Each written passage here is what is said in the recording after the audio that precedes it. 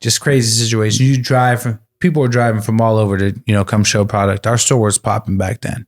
Yeah. You got to see the flip side too, though. Then you got to see what's selling, what names do what. How is this whole thing from this guy to that guy you get to see the internals. I mean, it really changed the game. You hit on the nail. That's how I learned about marketing and branding, because we'd be there high. Someone walk in with 30 pounds of some fire ass weed. They'd call it whatever. We'd have to make the sign for that, whether it be Blue Dot or Romulan or Trainwreck or Super Silver Haze. So we're just sitting there with the little, cardboard cutout with the marker, and we're just drawing strain names. But I learned real easy, people gravitate to the shit that looked dope real fast. So the shit that I'd be a part of, like the signs I would be a part of designing, like me and my homegirl by, yo, trip this, and we'd just be getting high drawing. The shit that looks sexier, people gravitated to. When they came up to the shelf, they'd be like, yo, what's that? But that's some shit. I drew that sign right there. Okay, I put color on that right there. Or I put an image on that right there. Like, we're talking like early 2000s. There was no, you came to our store and got a plastic bag with a sticker. There was no branded bags or anything like that. So that's when it kind of clicked, like real early. Whoever is going to be the first one to put a brand out there is going to win. Like, it's going to be like alcohol one day. It's going to be like everything else. So I kind of learned that branding shit just from being hands-on again. You know what I mean? Just being there, understand that while we're making those signs, the ones that look cooler and look sexier, people gravitate to. And if it's good, then it's going to push. And it ultimately worked out good for us, because not only did I learn that, but then you're pushing a bunch of product. When the vendors come back, they're giving you better price. They're giving you shit for yourself.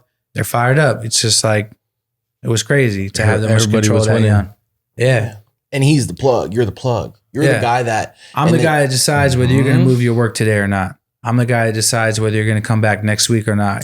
That's a lot of power to give a 19-year-old kid, 20-year-old kid, especially when we were doing what we were doing back then. Mm-hmm. That's why I kind of laugh when everyone always says, oh, he just does clothing. It's like, oh, that's cute. Clothing, no, we do a lot more than clothing, but I learned from the ground up. You know what I mean?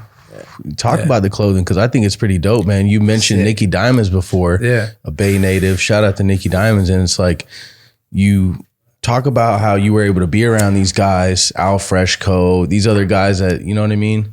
Help curate, the team kind of. A lot of things came out of San Francisco, a lot of popping clothing brands. And I just kind of watched what Diamond did. And when I started building my brand, I actually did the clothing for a totally different reason. I just couldn't fit in anything.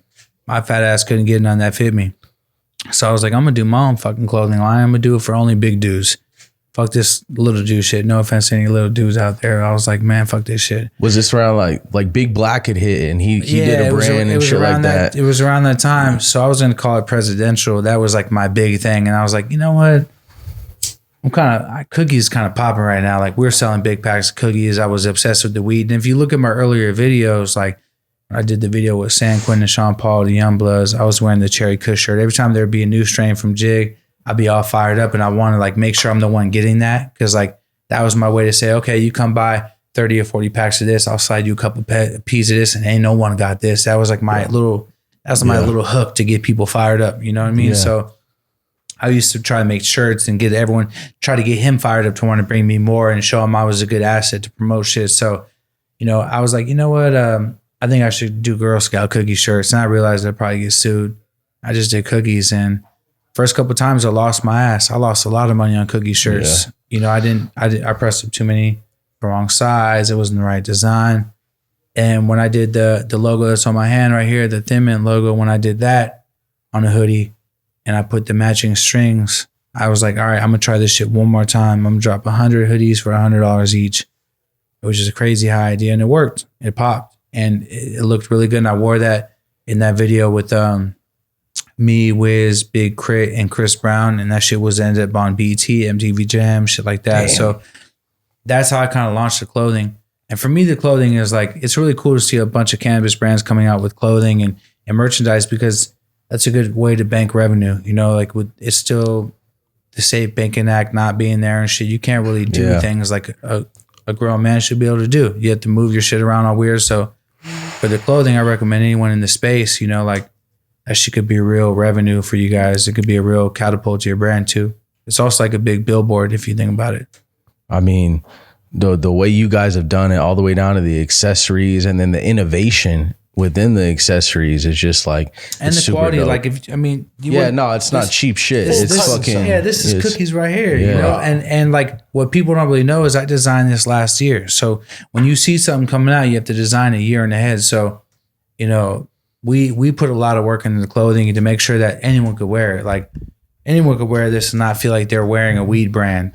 I feel like it's a lot bigger than a weed brand. I think cookies really represents what someone building something from the ground up can do. I think that's why it works. People really resonate with it. Like, okay, I watched Bern do it because I documented everything on YouTube. If he can do it, I can do it. That's what cookies represents to me. It's bigger than just a cannabis brand, I feel like. No, absolutely. You turn it into a lifestyle brand too. Yeah. I mean, all the way up into, you know, I see the content with the comedians and shit. The people, the dude, he was antagonizing people in the gym and shit. And they slammed the shit.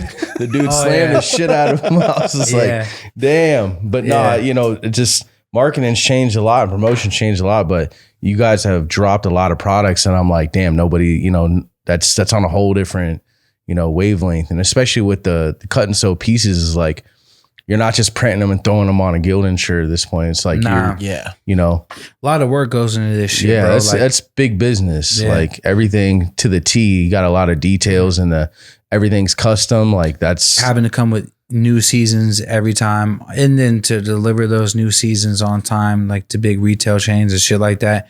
It's a big business, you know what I mean? But it's a good business. I think Cookies Clothing did 60 million. It did 60 million last year, and this year it'll probably do 75, 80 million dollars, and that's real fucking money. I mean, it's no joke. It stands on its own. It's a real business by itself. Yep. You know, just to turn it into that is impressive. You know what I mean? You enjoy the designing part. You enjoy picking out. That's what I like the most. I feel like what I'm best at is marketing, branding, design, and connecting people. That's what I'm good at. I'm a people's person, but I really enjoy the design side of Cookies. Like, you know, the way that we lay out our clothing, our bag designs for the strain art. Like I touch all that. I have to make sure it's, you know, it's important to me. It's authentically you. Yeah, it's my shit. Hey, if you like that video and you want to see more, make sure you hit the like button below and subscribe to the channel. First Smoke of the Day clips.